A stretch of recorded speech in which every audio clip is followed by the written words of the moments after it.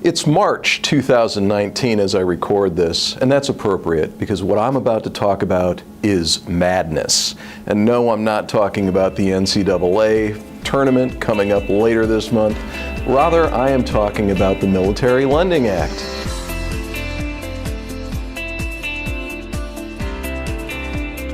As you recall, in December of 2017, the Department of Defense reinterpreted the Military Lending Act to suggest that dealers thou shalt not finance gap, credit insurance, or cash-out deals on car transactions.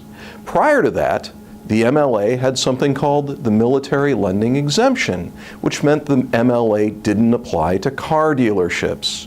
Now the Department of Defense is saying that yes, it does apply to car dealerships, and it will look askance at any deal that includes gap coverage, cash out, or credit insurance. Faced with the uncertainty that this reinterpretation imposed on the industry, dealers had essentially three choices.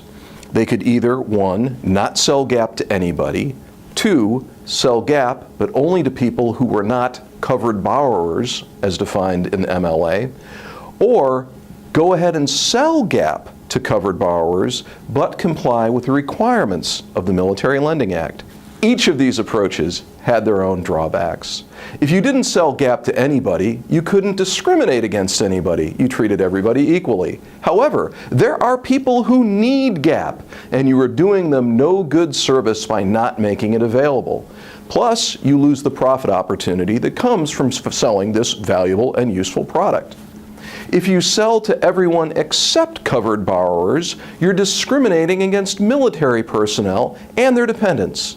And there are 13 states that specifically outlaw discriminating against the military and their dependents. Or you could sell to everyone, including covered borrowers.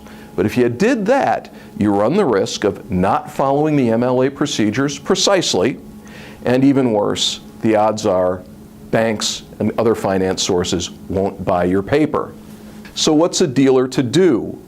Everybody was hoping that this problem would go away. First, the rumor was it'll be gone by May of 2018. Then by Labor Day of 2018. Then it's going to be a Christmas gift 2018. But here it is, March of 2019, and the MLA is still with us, warts and all. What's the best approach? My best advice is sell gap as you usually do, but don't sell it to covered borrowers.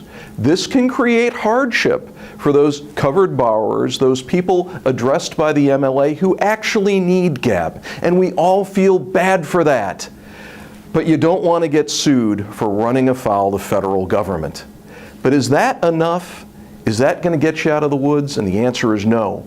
No matter which approach you take, you still must have a written MLA policy, a process to make sure that that policy is followed, and an audit so that you can see that your policy is being implemented consistently over time.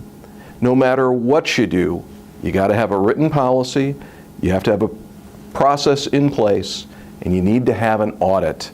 If you don't have those things in place now, get them. That is the only safe harbor you will find. And as with everything we say in these programs, this is not intended to be legal advice. Your state could be unique, and I'm a lawyer, but I'm not your lawyer. When you have a straight legal question, always seek local counsel.